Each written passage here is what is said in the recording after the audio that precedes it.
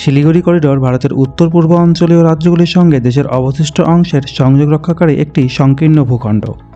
পশ্চিমবঙ্গের উত্তরাঞ্চলে অবস্থিত এই ভূখণ্ডের আকৃতি মুরগির ঘাড়ের মতো বলে একে চিকেন স্নেক নামে অভিহিত করা হয়।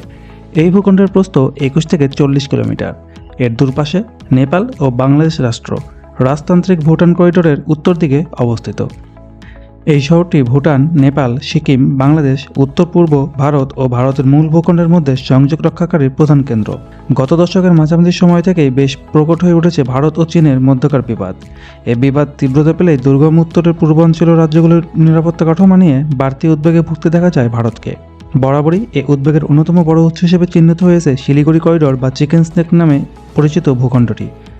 শুধু সংযোগ এলাকা নয়, দক্ষিণ পূর্ব এশিয়ার প্রবেশের জন্য গুরুত্বপূর্ণ করিডোর হিসেবে এলাকাটি বিবেচনা করে ভারত।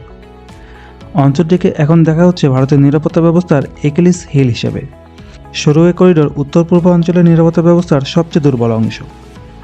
বাংলাদেশ, নেপাল ও ভুটান সীমান্ত দিয়ে 3 দিকে ঘেরা করিডোরটি থেকে চীনের নিয়ন্ত্রণাধীন তিব্বতের চুম্বি ভ্যালি দূরত্ব মাত্র 130 কিলোমিটার। চীনা সামরিক বাহিনী শুধু 130 কিলোমিটার এগিয়ে এলেই পশ্চিমবঙ্গের একাংশ সহ উত্তর পূর্বাঞ্চলীয় রাজ্যগুলি থেকে বাকি ভারত পুরোপুরি বিচ্ছিন্ন হয়ে পড়বে। একই সঙ্গে ভুটান থেকে বিচ্ছিন্ন হয়ে যাবে ভারত। এক চুক্তির ভিত্তিতে দেশটির সামরিক নিরাপত্তা বিধানের ভার এখন পুরোপুরি ভারতের উপরেই। এরই ভিত্তিতে 2017 সালে দেখলাম মালভূমিতে চীনা সৈন্যদের মুখোমুখি হয়েছিল ভারত। সেবার শিলিগুড়ি করিডোরের প্রতিরক্ষা নিয়ে ভারতীয় নিরাপত্তা বিশ্লেষকরা বেশ আতঙ্কিত হয়ে উঠছিলেন। এই সময় যুযুধান পরিস্থিতি উদ্ভবের কারণ হিসেবে দেখলাম মালভূমি অঞ্চলে চীনের সড়ক অবকাঠামো নির্মাণের অভিযোগ তুলেছিলেন তারা। তাদের আশঙ্কার জায়গা ছিল অবকাঠামোটির নির্মাণ শেষ হলে ভারতের কৌশলগতভাবে নাজুক এলাকা হিসেবে পরিচিত শিলিগুড়ি করিডোরের আশেপাশে চীনা সেনাবাহিনীর অবস্থান আরও জোরালো হবে। শিলিগুড়ি করিডোরের নিরাপত্তা নিয়ে ভারতের মধ্যে প্রথম উদ্বেগ দেখা যায় 1962 সালে। চীন ও ভারতের মধ্যে যুদ্ধ অঞ্চলটির নিরাপত্তা কৌশলগত গুরুত্বকে প্রথমবারের মতো সামনে নিয়ে আসে। পাকিস্তানের অংশ হওয়ায় ওই সময় পূর্ব বাংলা থেকেও করিডোরটি আক্রান্ত হওয়ার আশঙ্কায় ভুগেছে ভারত। তবে বাংলাদেশের স্বাধীনতার পরে এই আশঙ্কা দূর হলেও এই এলাকায় চীনকে নিয়ে ভারতের আশঙ্কা সবসময় কম বেশি কাজ করে।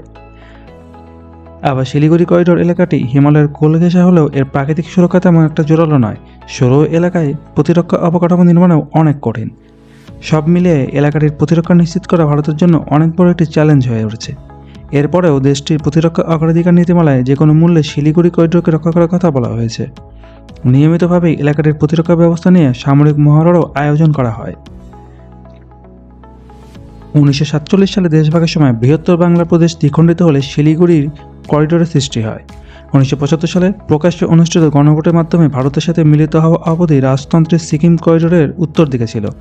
এটি শিলিগুড়ি করিডোরের উত্তর ভারতকে একটি সুরক্ষা দিয়েছে এবং চীনা চুম্বি উপত্যকার পশ্চিম দিকের উপর ভারতের নিয়ন্ত্রণকে একীভূত করেছে। 2002 সালে ভারত, নেপাল, ভুটান ও বাংলাদেশ এই অঞ্চলে একটি মুক্ত বাণিজ্য অঞ্চলের গঠনের প্রস্তাব গ্রহণ করে।